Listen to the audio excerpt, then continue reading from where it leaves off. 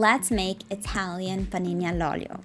Golden, incredibly soft and versatile, these little bread rolls are loved by all Italians.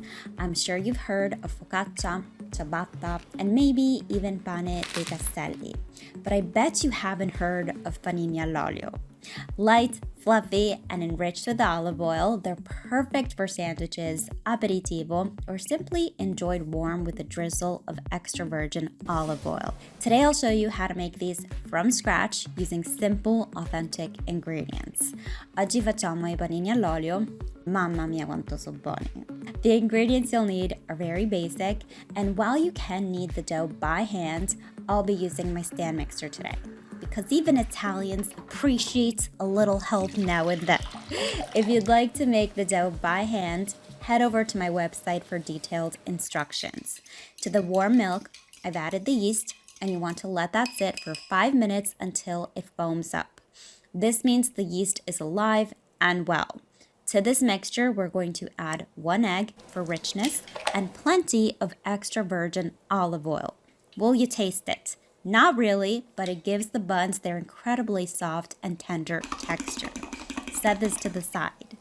In your mixing bowl, add the all-purpose flour, salt, and 1 tablespoon of sugar. The sugar doesn't make the bread sweet. Instead, like salt, it acts as a flavor booster. You can't quite taste it, but you'll definitely notice when it's missing, kind of like Wi-Fi for Gen Z. You're going to knead this dough on medium-high for about 5 to 8 minutes. If you're making the dough by hand, the method is completely different, so please head to my website. After 8 minutes of kneading, your dough should be smooth and supple. You're going to oil your bowl, and using the residual oil on your hands, shape the dough as best you can into a dough ball. Oil the top, and you're going to cover this well and let the bread dough rise for 2 hours. We want the dough to double in size. This recipe makes about 14 to 15 bread rolls. You can divide the dough by eye, but for precision and evenly baked panini, I recommend weighing them. Each roll should weigh about 50 grams. If one comes out to 53 or 55 grams, don't worry, we're making bread here, not performing surgery. Roll each piece into a smooth ball, pinching the seam at the bottom. Place the rolls slightly spaced apart on a parchment-lined baking sheet. Cover them loosely with plastic wrap and let them rise again for about 25 minutes. If it's winter where you live, they may need a bit longer. I prefer plastic wrap over a towel because it prevents the dough from drying out and sits gently on top of each roll. You'll know these are ready for the oven if you poke one and it lightly springs back. Now to give these color, we're going to brush these with egg wash. In a bowl, beat 1 egg with 2 tablespoons of milk and lightly brush the top of each bun with the egg wash. These need to go in a preheated oven at 320 Fahrenheit or 160 Celsius for about 15 to 18 minutes.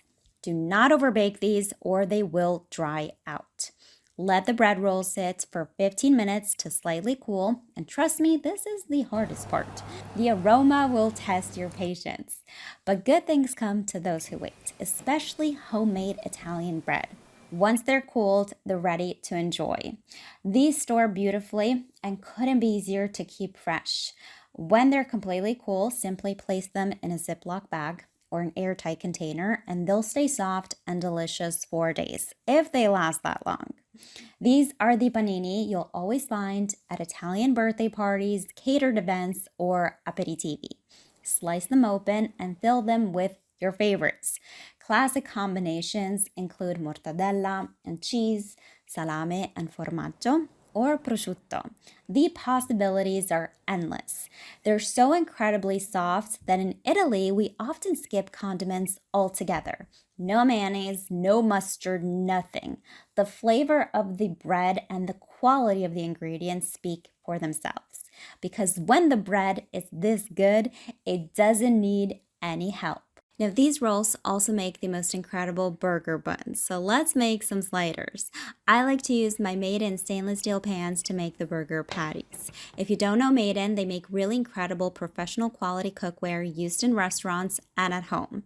They're used in thousands of top restaurants and by well over 1 million home cooks. They're super high quality products manufactured in the USA, Europe, and Japan. No weird coatings or sales gimmicks. They are just pure quality. So let's get started by preheating the stainless steel pan for the burger patties to the point that the water balls up and skates over the surface. That's your cue to know we're ready to fry the patties. I add a little oil, which helps with the thermal contact between the beef and the pan. Now, why do I love using stainless steel so much for burgers? Simple. It's all about flavor. You will develop absolutely the best, most delicious crust on the patties using stainless steel. Why does it work so well? Well, Made-In pans are made from 5 layers of metals bonded together. It's called 5-ply construction. What that means for you is that you get incredible even heat distribution, great temperature control, with a stainless steel cooking surface that has absolutely no harmful chemical coatings on it. These pans can handle temperatures up to 800 degrees Fahrenheit or 470 degrees Celsius. You just can't do that with pans with coatings. Stainless steel really is the secret to getting restaurant quality results at home. So check out the stainless steel collection and Made-In's other cookware by using the link in my description box below to save on your order. Now these rolls are super fresh. We literally just made them. So I really think it's a crime to toast them up here. I promise you, you don't understand how delicious this bread is until you taste it. I like to add American cheese, tomato, and lettuce. And again, these don't need any condiments. The fresh tomato adds so much moisture and the crust on the patties is so flavorful.